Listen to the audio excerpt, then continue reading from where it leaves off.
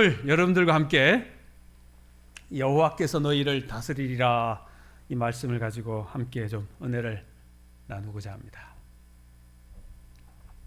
여기 역사를 바꾼 세계 영웅들에서 보면 이 세상에 정말 유명한 사람들이 정말 많이 있습니다. 위대한 인물들이 있어요. 반면 그 위대한 인물들의 그 업적에 보면 그들이 완벽하게 살았느냐? 그것만은 아니에요. 아무리 위대한 사람일지라도 그들에게는 뭐가 있어요?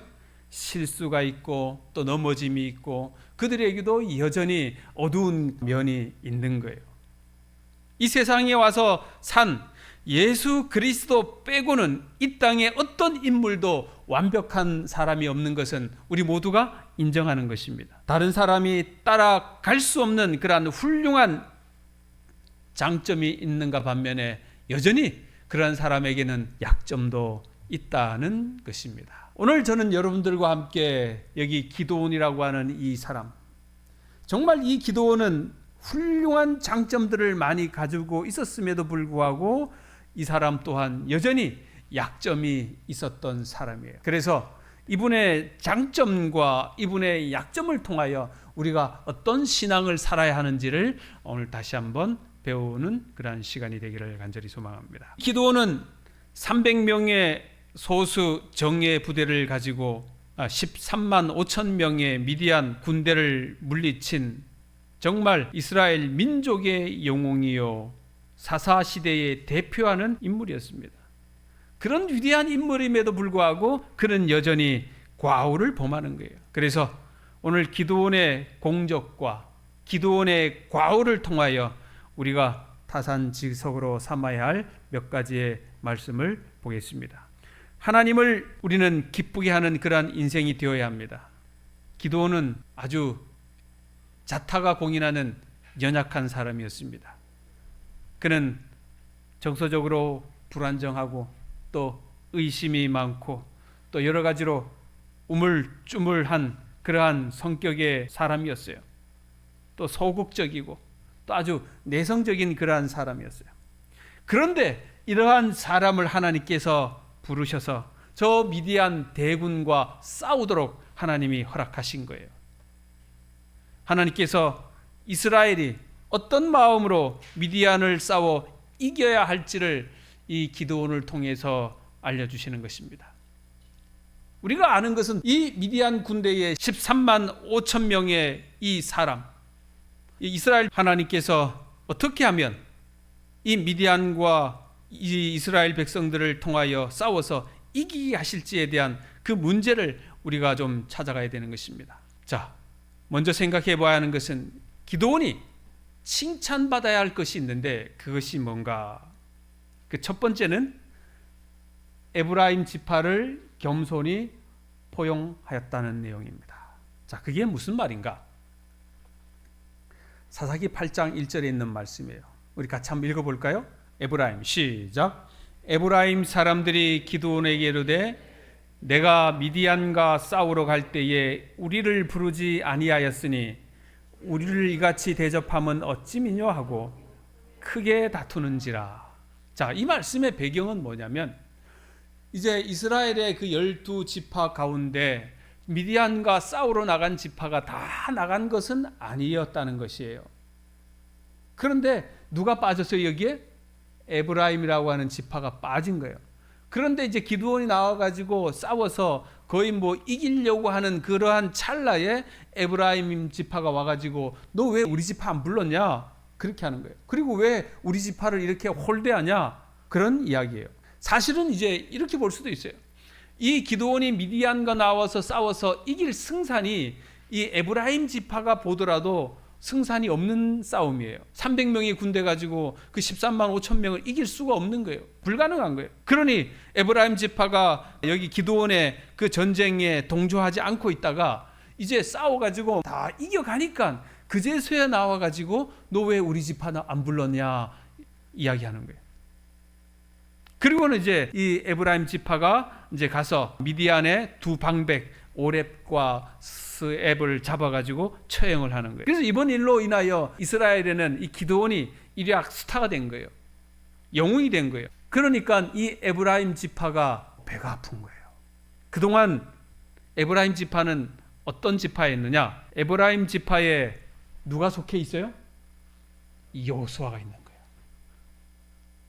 모세 다음으로 가장 훌륭한 여호수아가 에브라임 지파예요.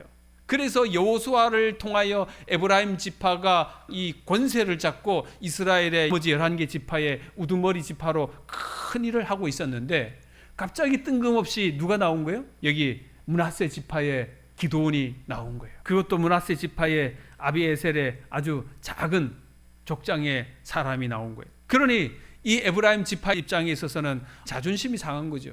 그런 배경이 여기에 있었다는 것입니다. 그런데 기드온이 그 에브라임 지파 사람들을 향하여 뭐라고 이야기했느냐? 자, 그 이야기를 8장 2절에 이렇게 기록해요. 자, 같이 읽어볼까요? 나의 시작.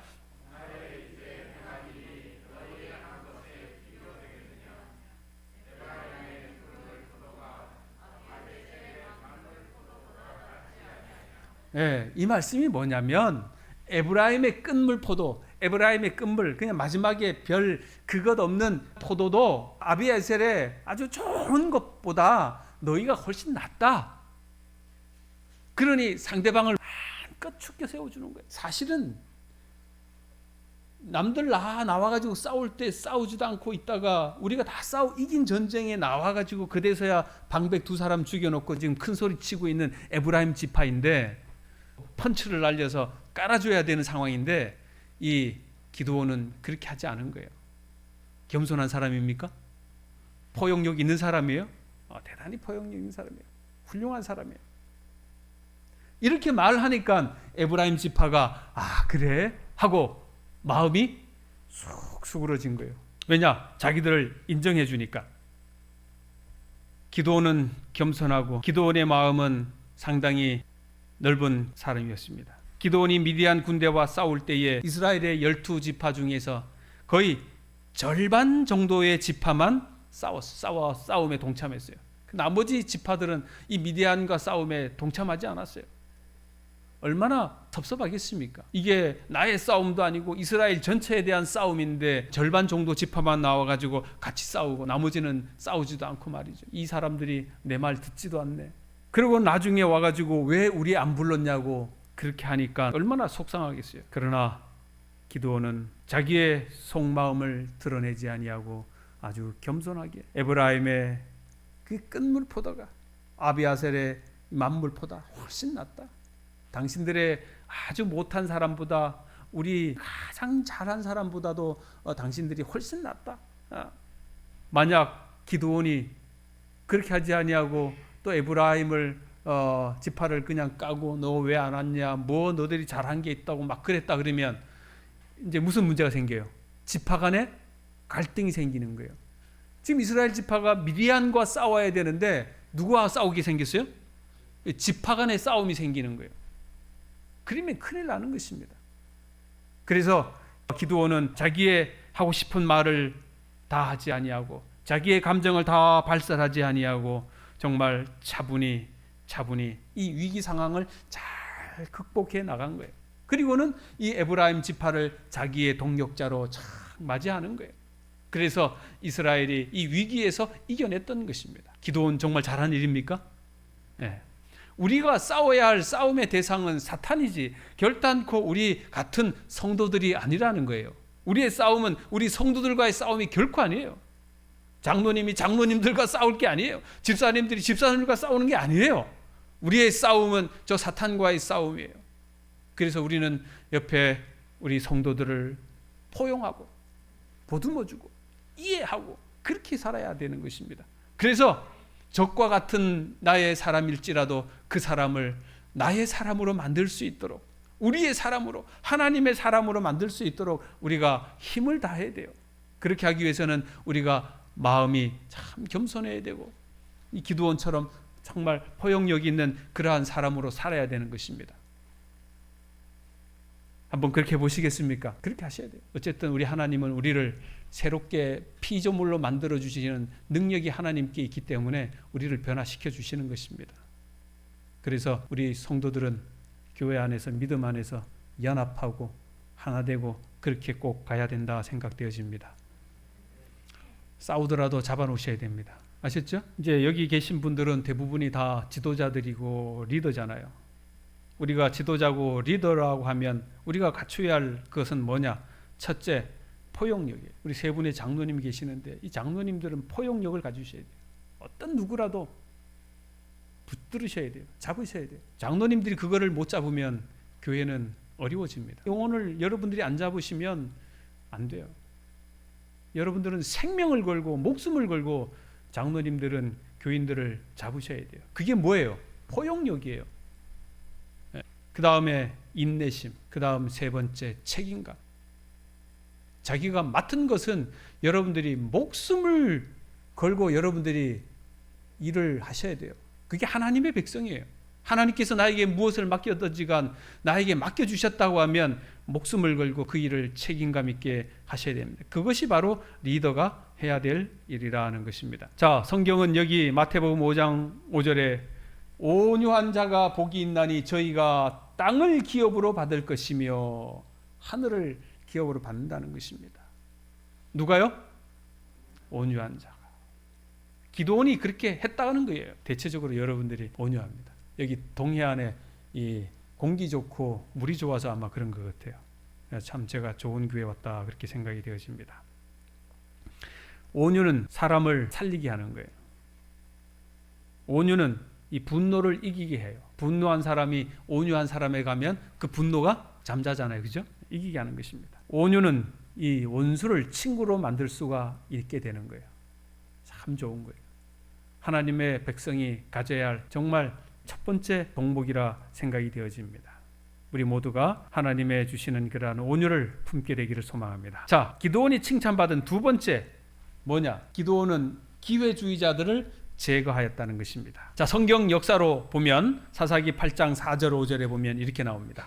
기드온과 그 쫓는 자 300명이 요단에 이르러 건너고 비록 피곤하나 따르며 그가 숫곳 사람에게 이르되 나의 종자가 피곤하여 하니 청컨대 그들에게 떡덩이를 주라. 나는 미디안 두 왕 세바와 살무나를 따르노라. 여기 숫곳 사람들에게 뭐를 요청했어요? 떡덩이를 요청한 거예요. 전쟁하니까 얼마나 배가 고프겠습니까? 얼마나 힘들겠습니까? 그래서 이 모래산 전투에서 정말 대승을 거두긴 했지만 그래도 아직 남아있는 군사들이 15,000명이 남아있는 거예요. 이 이스라엘 백성은 300명인데 아직도 적군이 15,000명이나 남아있는 거예요. 50배죠. 50배. 그런데 숫곳 방백들이 뭐라고 합니까? 숫곳 방백들이 가로되 세바와 살문나의 손이 지금 어찌 내 손에 있관데 우리가 내 군대에게 떡을 주겠느냐. 지금 이 숫곳 사람들은 저울질하는 거예요. 아직도 누가 이길 것 같아요? 미디안 군사들이 이길 것 같아요. 왜? 군사가 거기는 아직도 15,000명이나 남아있고 여기는 300명 뿐이니까. 감히 여기 300명 군사에다가 줬다가 그 다음에 저기 사람들이 와가지고 우리를 치면 우리가 어떻게 돼요? 이 숫곳 사람들 입장에서 또 망하니까 저기다가 줄을 못 쓰는 거예요. 기드온을 도와주지 않겠다는 것입니다. 기드온을 잘못 도와줬다가 나중에 세바와 살무나에게 보복을 당하면 어떻게 하느냐 그 말인 것입니다. 자, 7절 9절입니다. 기드온이 가로되 그러면 여호와께서 세바와 살문나를 내 손에 붙이신 후에 내가 들가시와 찔레로 너희 살을 찢으리라. 그러냐? 그러면 내가 하나님께서 저 세바와 살문나를 나에게 붙이시고 그렇게 이기고 나면 내가 들가시와 찔레로 너희 살을 찢으리라 하고 기드온이 또 분우엘 사람들에게 일러 가로되 내가 평안히 돌아올 때에 이 망대를 헐리라. 여러분 줄 잘 쓰셔야 됩니다. 줄 잘 서야 합니까? 어디에 줄 쓰시겠습니까? 하나님 편에 서시겠습니까? 사탄 편에 서시겠습니까? 하나님 편에 서서 승리하시길 바랍니다. 기드온이 그렇게 분노한 이유가 있습니다. 그게 뭐냐? 숫곳 사람들과 분우엘 사람들이 하나님의 역사를 생각하지 아니하고 그들은 철저하게 이기적인 일로 그들의 마음을 표현했기 때문에 그래요. 그래도 그나마 에브라임 사람들은 기드온이 부탁했을 때에 그들이 출전해서 미디안 두 방백 오렙과 스웹을 생포해 주었는데, 그러나 이 숫곳 사람들과 분우엘 사람들은 출전을 안 했지만 떡덩이 하나도 주지 않은 거예요. 그러니 기드온이 분노한 거예요. 15절에 있는 말씀에 보면 기드온이 숫곳 사람들에게 이르러 가로되 너희가 전에 나를 기롱하여 이르기를.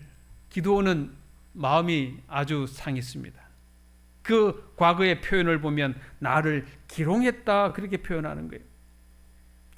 단지 그들이 몸만 살인 것이 아니라 민족을 구하기 위하여 하나님의 영광을 위하여 목숨을 걸고 싸우는 이 기드온을 조롱하고 멸시했던 거예요. 저 어벙한 기드온이 너가 어떻게 세바와 살문나를 이길 수 있겠느냐 그렇게 말하는 거예요. 므낫세 아비에셀 족속에서 뭐 그렇게 선한 것이 나오겠느냐, 뭐 위대한 장수가 나오겠느냐 그러는 거예요. 그와 함께하지 못하고 그를 도와주지 못할지언정 그를 향하여 조롱하고 그에게 힘이 빠지는 이야기를 하면 안 되는 거죠. 오늘날도 그런 사람들이 많이 있어요, 그죠? 하나님의 몸된 교회를 위해서 피땀 흘려 헌신하고 있는 사람들이 있는가 반면에 또 뒤에서는 팔짱만 끼고 있는 것이 아니라 너 그렇게 한다고 변할 줄 아냐? 그렇게 한다고 세상이 바뀌냐?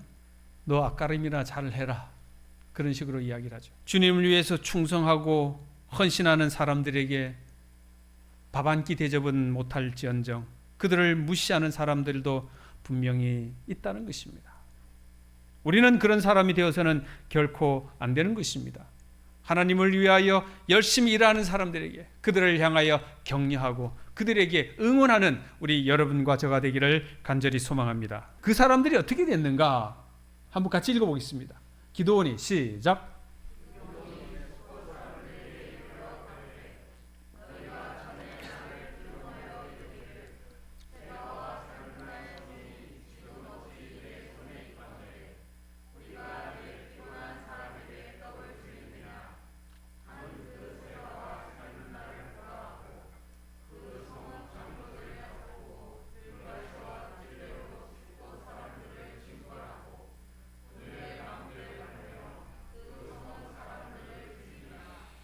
결국은 다 어떻게 했어요?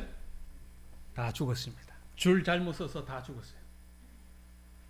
선택하는 방법을 잘 몰라서 그들은 죽을 수밖에 없었어요. 여기가 약해 보일지라도 하나님의 방법을 선택하면 승리할 수가 있는 거예요. 그것이 믿음의 성도들입니다. 부족해 보일지라도 연약해 보일지라도 하나님 편을 선택하는 여러분과 저가 되기를 간절히 소망합니다. 숫곳 사람들, 분우엘 사람들 말과 행동은 성령의 그릇을 깨는 중대한 범죄 행위였던 거예요.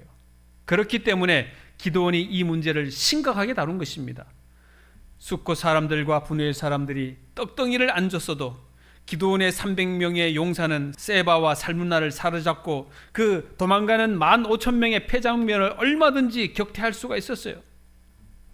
옆에서 전혀 안 도와주고 헛소리만 하고 있어도 믿음 있는 사람들은 결국 승리합니다.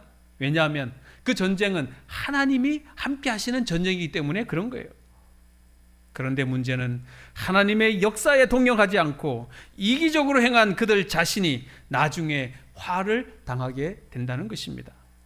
믿음으로 나가 싸우는 사람들이 인간적인 사람들의 눈에는 무모하게 보일지언정 하나님께서는 그런 사람들에게 복을 주시고 승리하게 하신다는 사실을 우리가 굳게 믿으셔야 되는 거예요. 그래서 우리는 믿음의 편에 서야 되는 것입니다. 반면에 이리저리 머리 굴리며 재고 따지고 계산하고 자기 유익만을 챙기는 사람들은 우리 눈에 잘 보이는 것 같지만 나중에 다 화를 당하게 됩니다. 하나님께서 보호해 주시지 않기 때문에 후에 들가시와 찔레로 맞고 그 인생의 망대가 무너지게 되는 것입니다. 하나님의 백성들은 기회주의자가 결단코 아니에요. 어디로 갈까 이렇게 요령을 피우는 것도 결단코 아니에요. 하나님의 백성들은 오직 한 길, 믿음의 길, 그 길을 선택해서 나아가야 하는 것입니다. 그것이 이 남은 백성들의 성도들이라는 것입니다. 자, 세 번째 기드온이 칭찬받은 건 뭐냐? 기드온은 왕의 자리를 거절했다는 것입니다. 그 전쟁에서 이기고 돌아와서 이스라엘 백성들이 이렇게 이야기하는 거예요. 뭐라고 이야기했습니까? 읽어보십시다. 그때 시작. 그때에 이스라엘 사람들이 기드온에게 이르되 당신이 우리를 미디안 손에서 구원하였으니 당신과 당신의 아들과 당신의 손자가 우리를 다스리소서 하는지라. 뭐 하라고요? 당신이 우리를 다스리라고. 당신이 우리의 왕이 되라고. 전쟁에서 이기고 들어오니까 온 백성들이 말이죠, 꽃을 뿌리고 이 양탄차를 깔고 막 큰 축제가 벌어지는 것입니다. 모든 이 족장들이 선물을 가득 들고 나와서 이 기드온을 축하해 주는 거예요. 당신이 우리를 미디안 손에서 구원하였으니 당신이, 그리고 당신의 아들들이 우리의 왕이 되라고, 그렇게 얘기하는 것입니다. 그런데 기드온이 유명한 말을 해요. 이 말이 우리의 말이 되어야 하는 것입니다. 자, 뭐라고 했습니까? 자, 읽어보십시다. 기드온이 시작. 기드온이 그들에게 이르되 내가 너희를 다스리지 아니하겠고 나의 아들도 너희를 다스리지 아니할 것이요 여호와께서 너희를 다스리리라 하시니라. 아멘. 여호와께서 너희를 다스리리라. 이런 믿음이 여러분과 저의 믿음이 꼭 되기를 소망합니다.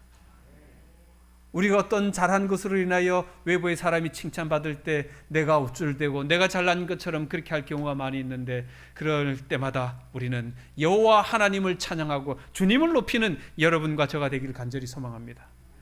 나는 낮아지고 주님은 높이는 믿음의 성도들이 꼭 되십시다. 기드온이 이 전쟁의 승리가 자신의 지혜와 능력으로 말미암은 것이 아니라 하나님의 지혜와 능력으로 말미암은 것임을 깊이 알았기 때문에 기드온은 왕이 되기를 거절했던 거예요. 아멘입니까? 맞습니다. 우리가 어떤 잘한 것이 있고 우리가 어떤 그 지혜와 그 능력으로 인하여 우리가 잘 되는 것이 결코 아니라고 하는 거죠. 그것을 잊어버리면 우리가 스스로 왕이 될 수밖에 없어요. 그러나 기드온은 그것을 결코 잊지 않았습니다. 자, 그런데 여기까지만 있었으면 기드온이 얼마나 좋았겠습니까? 자, 위대한 사람도 뭐가 있다고? 어두운 면이 있다고, 약점이 있다고. 기드온의 약점이 무엇일까? 자, 첫 번째, 기드온은 자신의 고향에 금 에봇을 만들어 세웠다는 것입니다. 에봇이 뭔지 아죠? 제사장 입는 에봇. 그런데 그것을 뭐로 만드는 거예요? 금으로 만든 거예요. 자, 어떻게 했느냐? 8장 24절에 보니까 기드온이 또 그들에게 이르되 내가 너희에게 요청할 일이 있다. 너희는 각기 탈취한 귀고리를 내게 줄지라 하였으니 이는 그들이 이스라엘 사람들이므로 금 귀고리가 있었습니다. 전쟁에서 탈취한 것들을 빼다가 기드온이 자기에게 달라는 거예요. 그러니까 이 백성들이 즐거운 마음으로 탈취한 금 귀고리를 다 내어준 거예요. 26절에 보면 금이 1700세겔 19.38kg, 현재 시가로 하면 금이 5,200돈, 금 한 돈에 21만 원 하면 11억 1,600만 원. 그것을 기드온이 받은 거예요. 그리고는 또 새 달 형상의 장식과 폐물, 미디안 왕들이 입었던 자색 의복과 약대의 목에 둘렀던 장식품들 다 가지고 기드온에게 줬어요. 그리고는 이제 기드온이 뭘 만들었어요? 금으로 에봇을 딱 만드는 거예요. 그리고는 자기의 성읍 오브라에 두었다는 거예요. 이거를 거기에다가 두니까 문제가 뭐예요? 온 이스라엘이 그것을 음란하게 위함으로 그것이 기드온과 그의 집에 올무가 되었다. 이게 기드온의 큰 약점, 어두운 면, 단점이었습니다.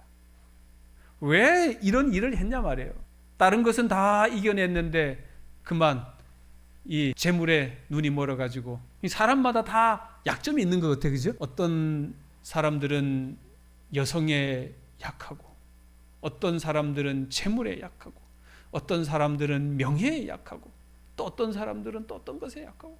여러분들은 어디에 약한지 잘 모르겠습니다만 자기의 약점을 잘 극복할 줄 아는 우리 믿음의 성도들이 되어야 할 것이라 생각되어집니다. 이것이 올무가 된 거예요. 올무가 기드온과 온 이스라엘의 올무가 되어가지고 에봇이요, 이 금으로 만들어 놓으니까 많은 사람들이 이 승정 기념의 상징물에 그냥 거기에 신앙을 더 입혀서 이것을 섬기게 되는 것입니다.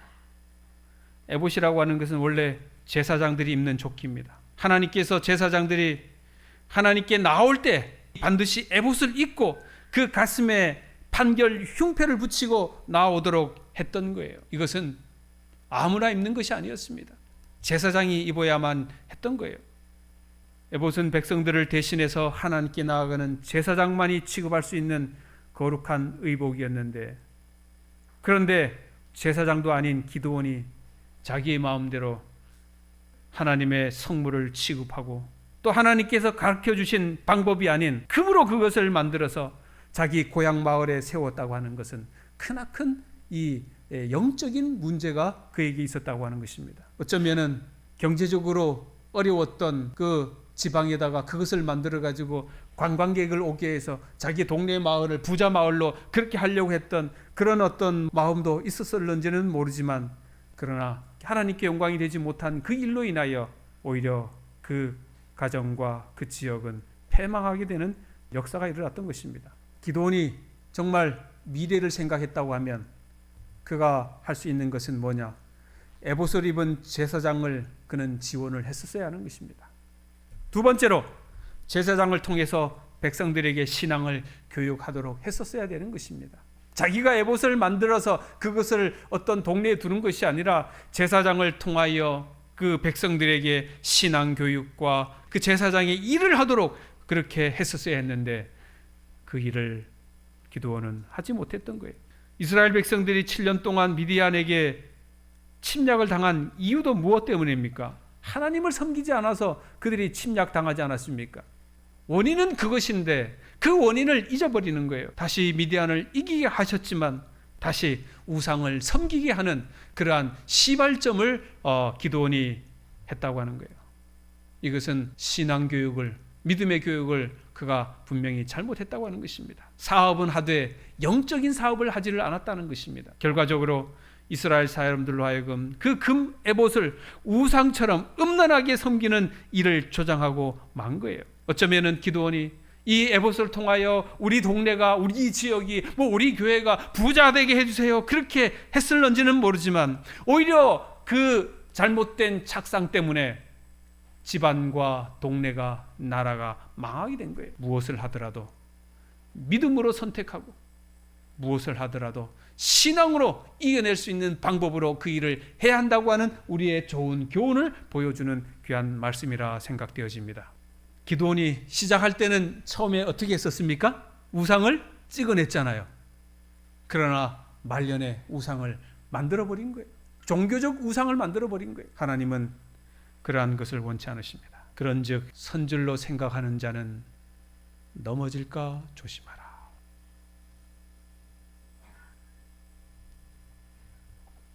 두 번째 기드온이 범한 과언은 뭐냐? 아내를 많이 둔 거예요. 이 양반이 말이죠, 전쟁에서 이기고 나니까 막 동네마다 족장들마다 예쁜 여자들 막 다 데려다 주니까 전부 다 그냥 아내로 맞이한 거예요. 행복할까요? 안 할까요? 아내가 많으면 행복할까요? 안 행복할까요? 고민하고 계시는데요. 강릉에서 봤어요? 자, 말년에 아마 여기 뭐라 그랬는가? 기드온이 아내가 많음으로 그의 몸에서 낳은 아들이 70명이었다. 그렇게 표현하고 있습니다. 여기 한번 이제 여기 나왔는데 이 아저씨가 남편이 환자인데 아내들이 몇 명이었어요? 39명의 아내, 94명의 칠들은, 33명의 손자녀들. 아비멜렉은 9장에 보면 69명의 이복 형제들을 죽이고 스스로 왕이 되었다가 몰락하는 비극의 주인공이 되었다. 결국은 그 가정이 폭삭망합니다. 예로부터 부인들이 많은 자녀들을 두면 그 자녀들끼리 전쟁이 나가지고 거의 막 다 죽어요. 기드온이 이미 죽음에 이스라엘 자손들이 돌아서서 바알을 따라가 음행하였으며 또 바알브릿을 자기의 신으로 삼고 이스라엘 자손이 주위의 모든 원수들의 손에서 자기를 건져내신 여호와 자기 하나님을 기억하지 아니하며. 기드온의 시작은 정말 크게 시작했지만 그러나 그가 올바로 하지 못함으로 말미암아서 온 백성들이 다 하나님을 떠나게 되는 엄청난 그러한 위기의 상황에 들어간 거예요. 기드온이 잘되고 승리했을 때 깨어있지 못하고 태평성대의 때에 백성들을 영적으로 인도하지 못했기 때문에 기드온 본인도 이스라엘의 기억에서 사라진 거예요. 뿐만 아니라 그의 후손들도 다 사라졌습니다. 잘 나갈 때 잘해야 되는 거예요. 잘 나갈 때 우리가 신앙 교육하고 믿음 교육하고 다 그렇게 해야 되는 것입니다. 기도원이 영적으로 살아있을 때가 언제인가? 가슴 졸이며 전쟁을 치르고 있었을 때, 아주 힘들었을 때, 이때는 살아있었어요. 이웃 지파들에게 조롱당하고 민병대를 이끌고 있을 때, 이때는 살아있던 사람이었습니다. 믿음이 있었던 사람이었어요. 떡 한 덩이 달라고 아쉬운 소리 할 때, 이때의 기도원은 믿음의 사람, 용사의 사람이었습니다. 그런 그가 전쟁에 이기고 명예를 얻고 높은 곳에 올라가니까 한순간으로 그냥 나락으로 떨어져 버린 거예요. 선줄로 생각하는 자는 넘어질까 조심하라. 여기 조심해야 될 사람들이 따로 있는 게 아니에요. 이 목사, 저부터 우리 장로님들, 집사님들, 누가 조심해야 돼요? 이런 분들이 더 조심해야 되는 거예요. 이제 말씀을 정리해야 합니다. 기도원의 외부의 적, 그는 다 이겼습니다. 그러나 내부의 적은 이기지 못했어요. 그게 기도원의 단점이었습니다.